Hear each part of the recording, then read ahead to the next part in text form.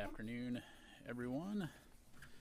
Just a few items to pass along at the top, and then we'll get right to your questions. As some of you may be aware, the Department of Defense released a statement earlier today regarding support to the Department of Homeland Security, which I'll reiterate here from the podium. At the request of the Department of Homeland Security, Secretary Austin approved a temporary Department of Defense increase of an additional 1,500 military personnel to supplement U.S. Customs and Border Protection efforts on the U.S. southwest border.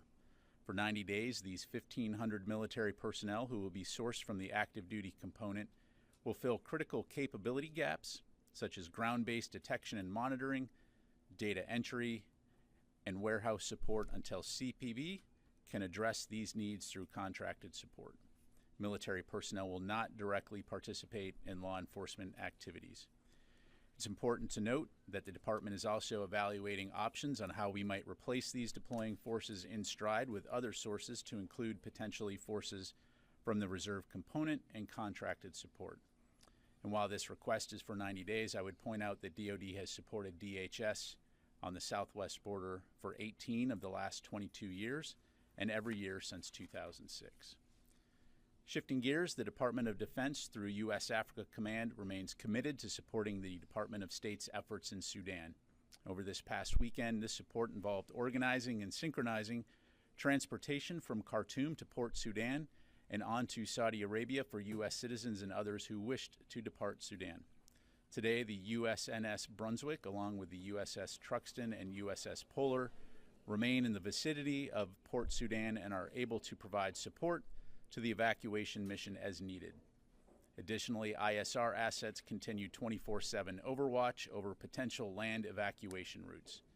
And AFRICOM's deconfliction cell continues to distribute relevant information to the Department of State, our allies and partners, and international NGOs to help enable informed decision-making.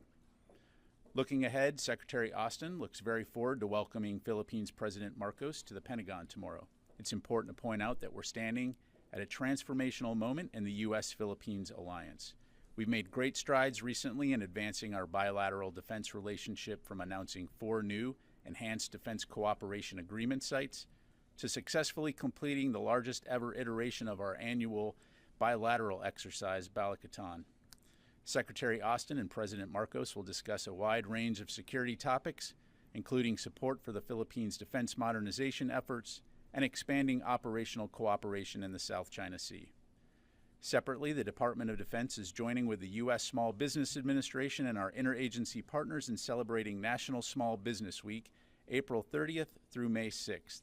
As many of you know, small businesses play an absolutely vital role in securing our nation. In fact, more than 70% of the U.S. defense industrial base is made up of manufacturing companies with 20 or fewer employees. The department released a new small business strategy in February of this year and has a range of programs to both assist and encourage small companies to do business with the DoD. More information on DoD's small business initiatives can be found on the DoD website. Finally, the Department of Defense Outreach Office is proud to announce the premiere of Chopped Military Salute on the Food Network hosted by Tim Allen. The 5-part tournament features 16 active duty chefs from the U.S. Navy, U.S. Air Force, U.S. Marine Corps, and U.S. Army competing with their service for a slot in the final joint service competition. Chopped Military Salute premiered Tuesday, April 25, and we would encourage everyone to tune in every Tuesday from now until May 23rd to see these talented service members in action. And with that, we'll get to your questions. We'll go to AP Lita Baldor. Thanks, Pat. Can you say when you expect these troops to arrive at the border, even in a range of days in the coming week, or presumably by May 11th? Would that be accurate? Do you expect these will be active duty troops, or are you going to have to pull some from the Guard? And third, in the past, DoD requested that DHS provide quarterly reports updating as to when and how DHS was going to be able to take over these jobs on the border. Is DoD getting these quarterly updates, and is the department confident or concerned that DHS will or won't be able to meet this requirement by the end of the fiscal year? Yeah, thanks, Lita. So on your first question, right now I think we'll see these troops arrive as early as May 10th, and then in the coming weeks. Again, these will be active duty forces, although as I mentioned at the top, we continue to explore other options so that we could return those active duty forces back to their home stations in stride with potentially reserve component or contracted entities. Again, that's work that we'll continue to do. As far as quarterly reports, I'll have to take that question for you. I can tell you that, as a matter of course, we do regularly communicate with DHS. And I think, again, we're in a situation here where DHS has requested assistance and the Department of Defense is assisting on this important issue. So thank you. Is it, are you saying, just for clarification, that within this 90-day period, Correct. You would like to replace, or you will look at replacing some of these active duty troops with National Guard or Reserve, or potentially beyond that? Exactly. So within that 90-day period, again, we are Secretary Austin has approved the deployment of 1,500 active duty troops, but again, we are looking and evaluating options should we be able to replace those in stride. Okay, Jen, and then we'll go to Will. Thank you, General Ryder. So just which units will these troops be coming from, and will they be helping with drug enforcement? Because that's what the original executive order from the president said. Yeah, so in terms of the types of work that they'll be doing, as I highlighted at the top, these will be very much focused on support tasks to CBP. So no, and I'll just leave it at that. I mean what I said. In terms of the specific units, these forces will come from the Army and the U.S. Marine Corps, but I'd refer you to the services to talk about specific units that will be tasked. And in 2018, just before the midterm elections, President Trump ordered 5,200 U.S. troops to fortify the border. At the time, Democrats and former military officials and officers came out against that, saying they were being used for political reasons. How is this different? Yeah, so, really my focus here is on talking about what we've been asked to do and what we're doing. Clearly, DHS felt that there was a need for the Department of Defense to assist so that they can continue to do their important work. Secretary Austin approved that request, and so that's what we're focused on. Thanks. Thank you. Yes, Will. Thank you. Two questions on the border. What is the current who were there prior to the 1,500 being deployed, and what necessitated this additional deployment now? Was it the changes on May 11th that are coming up, or is there any other reason regarding it? Yeah, that's correct. So, in light of the changes on May 11th and the anticipated surge, DHS did reach out and request this support. In terms of the number of U.S. military that are there now, there are approximately 2,500 U.S. military who are National Guard forces. They are focused, again, on supporting CBP with detection and monitoring and aviation support. Tony? I have a couple non-border questions. Ukraine, are there any PDAs or Ukraine Security Assistance Initiative contracts in the works that may be released in the next couple weeks to help the potential spring invasion, spring offensive? So first of all, I don't have anything to announce today in regards to any upcoming security assistance packages, although broadly speaking, we will continue to support Ukraine with security assistance going forward, and as we have been doing. I'm not going to get into the specifics on timing in terms of any potential counteroffensive, other than to say from the very beginning we've been working closely with Ukrainian leaders, with our allies and partners, to assess what Ukraine needs to defend their sovereignty and to take back their sovereign territory. A different part of the world, South Korea. Last week, the White House announced a nuclear-powered submarine would visit. Just to clarify that, roughly when might that happen? And will this be an Ohio class that carries nuclear missiles, or it will be one of those SSGNs that just carries Tomahawks? Yeah, so in terms of the timing, Tony, I'm not going to get ahead of or announce any timing of a deployment. It will be an Ohio-class SSBN model, but that's about as specific as I can get. But it'll carry nuclear weapons, though. I'm not going to get into the specific payloads other than the type of submarine will be an SSBN. Okay, thanks. Thank you. Okay. Yes, sir. Thank you very much, General. A question from Syria.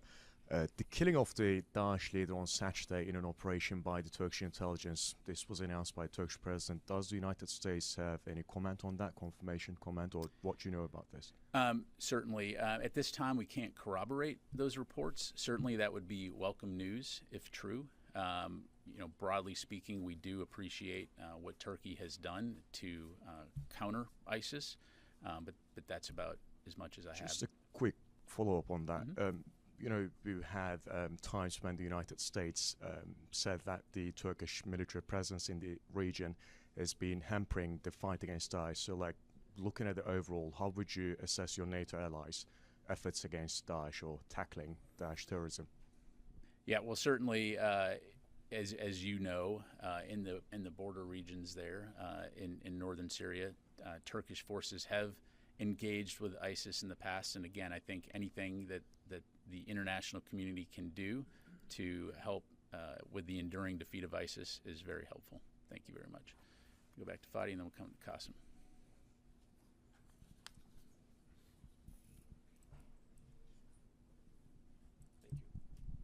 Thank you, General. So, question on Sudan. You mentioned the 3 Navy ships supporting the evacuation from Port Sudan to Saudi Arabia. So, I was wondering if you can give more details on the type of activities they were involved in throughout the weekend and up until now in this supporting role? Sure. So, to my knowledge, we had the Brunswick was able to assist with the evacuation of approximately 300 people from Port Sudan to Jeddah, where they were obviously met by U.S. consular affairs officials. Again, the Brunswick has returned to Port Sudan to be available to transport any additional citizens or others who may require transport out of Sudan. And the other 2 ships are just in the sea in case they were called upon to be involved? Correct. Just to provide us with options should we need that capability. Thank you. Thank you. Qasim. Thank you, General. I have 2 questions, actually. One follow-up. So has there been any communications between Turkish and American militaries with respect to the killing of the ISIS leader? I don't have that. I don't know, Qasim. I would refer you to EUCOM to ask them what type of communication there may have been. Okay, and second question, we have seen Russians have increased the barrage of missile strikes in Ukraine. Can you update us on the battlefield currently in Ukraine? Sure. Broadly speaking, we continue to see heavy fighting in Bakhmut. Again, it's been tenuous for a while there now. As you highlight, we've seen Russia firing missiles into civilian infrastructure. Again, nothing new, unfortunately, for them, but largely along the front lines, it continues to remain static. Thank you. Let me go to Rio and then go back here, and then I'll come back to you, Jennifer. Thank you very much, General. Yesterday, the U.S. and the Philippines agreed to establish a framework of trilateral cooperation with Japan and Australia, respectively.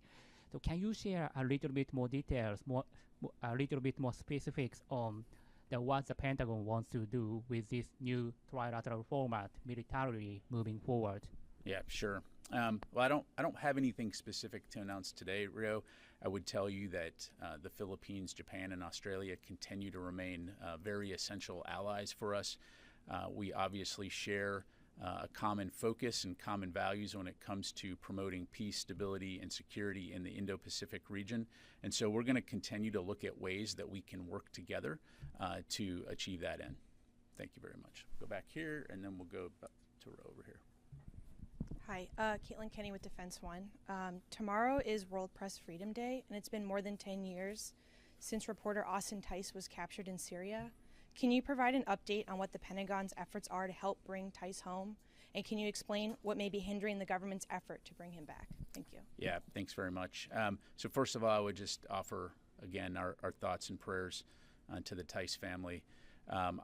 While I don't have an update to provide today from the Pentagon in terms of efforts to recover or find Austin, I would say that we do continue to recognize the important work that journalists like Austin or Evan Gershkovich and many others have done and continue to do around the world to report on important issues as part of a free and independent press. Thank you. Ro. Thank you, General. I have a follow-up question on the visit of Philippine President Marcos to the U.S. So yesterday, White House announced that two countries are adopting a new defense guideline. So through this new defense guideline, how can U.S. and Philippines prepare for the potential contingency in the region, including the invasion of Taiwan? Sure. So we'll obviously have much more to provide tomorrow after the president's visit to the Pentagon. To underscore your point, you've heard the White House talk about the fact that the United States and the Philippines will be adopting bilateral defense guidelines. And what these will do is help to institutionalize key bilateral priorities, mechanisms, and processes that will help deepen our alliance. What we're looking to do here is look at enhanced bilateral planning, information sharing, accelerated defense capability development, and collaboration on emerging security technology. So again, we'll have much more to provide in the days ahead. Thank you, Jennifer. And then I'll go to Mike. Just a quick follow-up, General Ryder. Why are these active duty troops being sent to the border and not National Guard? Is this just an effort to message to the tens of thousands of migrants on the other side of the border not to come across by using active duty troops? Because I seem to remember a few years back when the Trump administration wanted to send troops down there that there was concern by using active duty troops that you would affect readiness. Yeah, so really this is about being responsive. DHS has asked us for this support. And so the ability to rapidly provide support from our active duty forces is really the key here. Again, as I mentioned, we're evaluating options to look at potentially replacing some of those forces with reserve or contracted support. And as you know, calling up reserve component forces involves some time associated with that. And so by tasking the active duty forces, we're able to meet this request very urgently and support DHS. And so it won't affect readiness? It will not affect readiness. Phil. Hey there. Just wondering if you've if the DoD assesses that it now knows the totality of the material leaked by Airman Teixeira, and whether or not you've initiated or completed a damage assessment. Thank you. I'm sorry, Phil. Can you say that first part again? Yeah, whether or not the DoD now assesses that it knows the totality of the material leaked by Airman Teixeira, and whether or not you've initiated or completed a damage assessment. Thank you. Yeah, so that work is ongoing. As you know, the Secretary directed that we do a comprehensive review of the impact of that leak, and so that work is ongoing, as is the criminal investigation into the airmen specifically. So then, to be clear, then you're not quite sure yet. It's not clear yet whether or not you know the totality of the material. We continue to evaluate just exactly what was leaked as part of this unauthorized disclosure. Thank you. Yep. Yes, sir. Go here and then over to Mike. Thank you, sir. On Ukraine, in January and in November, General Milley stated that there were well over 100,000 Russian casualties, and yesterday, NSC's Kirby stated that there was, since December, about 100,000 Russian casualties with 20,000 dead.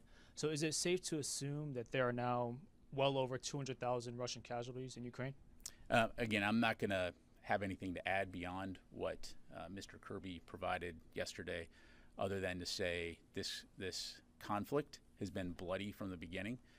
Russia's invasion has caused the death of thousands and thousands of people, and again, another reason why we would call on Russia to end this needless and senseless war as quickly as possible, immediately. Thank you. And last question, go to Mike here.